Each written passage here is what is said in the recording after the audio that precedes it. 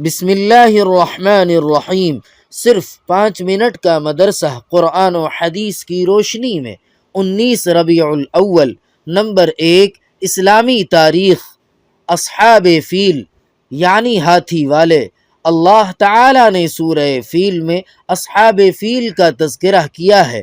یمن میں ابرہہ نام کا ایک عیسائی بادشاہ تھا۔ اس نے صنعاء میں ایک خوبصورت گرجا یعنی چرچ بنوایا تھا اور مکہ جیسی مقدس سرزمین پر جمع ہو کر بیت اللہ کا طواف کرنے والے سارے عربوں کا رخ اس جانب پھیر دینا چاہتا تھا تاکہ سارے لوگ بیت اللہ کو چھوڑ کر اسی گرجا کا طواف کیا کریں۔ عربوں کو جب یہ بات معلوم ہوئی تو سخت ناراض ہوئے۔ ایک رات کسی نے موقع پا کر گرجا کو ناپاک کر دیا۔ ابرہہ گرجا کی بے حرمتی دیکھ کر غصے سے بے قابو ہو گیا اور ہاتھیوں کا ایک بڑا لشکر لے کر خانہ کعبہ کو ڈھانے کے ارادے سے روانہ ہوا۔ جب ابرہہ کا لشکر مکہ کے قریب پہنچا تو تیز ہوا چلی اور سمندر کی جانب سے پرندوں کے جھنڈ اڑتے ہوئے لشکر پر چھا گئے۔ ان کی چونچ اور دونوں پنجوں میں چھوٹے چھوٹے پتھر تھے۔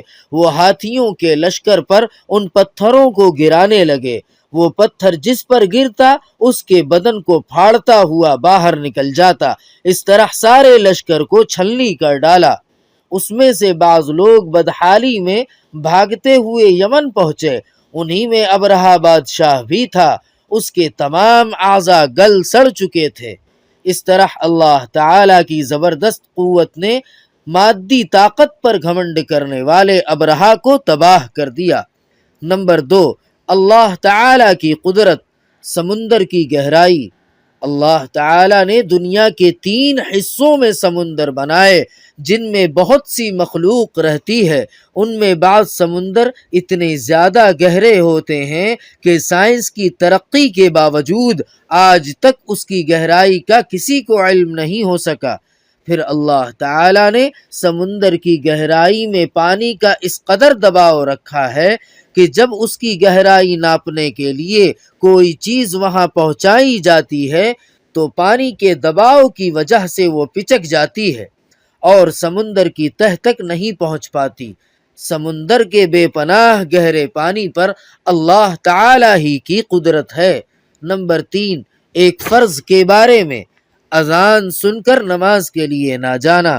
رسول اللہ صلی اللہ علیہ وسلم نے فرمایا، جو شخص اللہ تعالی کے منادی یعنی مؤذن کی آواز سنے اور نماز کے لیے نہ جائے تو اس کا یہ فعل سراسر ظلم، کفر اور نفاق ہے۔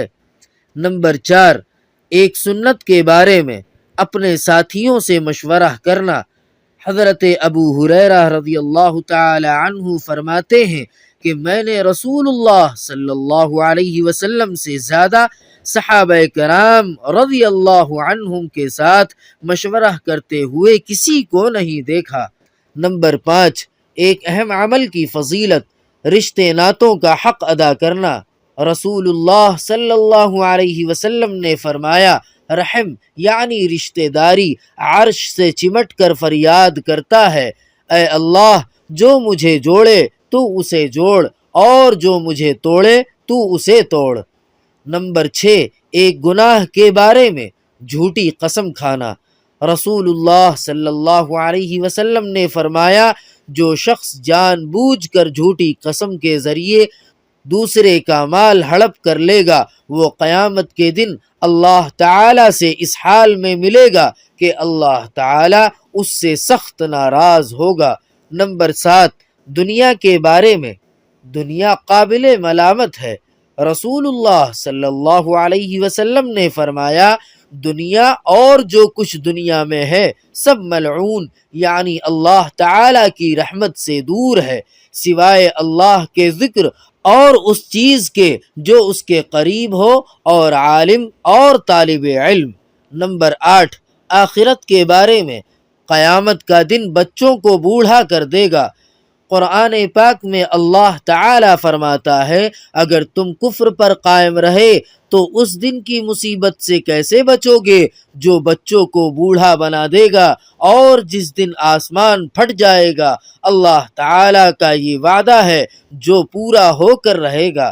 نمبر 9، طب نبوی سے علاج، ختنہ کے فوائد۔ رسول اللہ صلی اللہ علیہ وسلم نے فرمایا 5 چیزیں فطرت میں سے ہیں، ان میں سے ایک ختنہ کرنا ہے۔ فائدہ، ختنہ کرنے سے شرمگاہ کے کینسر، ایکزیما اور گردے کی پتھری جیسی بیماریوں سے حفاظت ہوتی ہے۔ نمبر 10، قرآن پاک کی نصیحت۔ قرآن پاک میں اللہ تعالی فرماتا ہے جب تم کو کوئی سلام کرے تو اس سے بہتر الفاظ میں یا ویسے ہی الفاظ میں سلام کا جواب دیا کرو۔ سبحان ربک رب العزت عما یصفون وسلام علی المرسلین والحمد للہ رب العالمین۔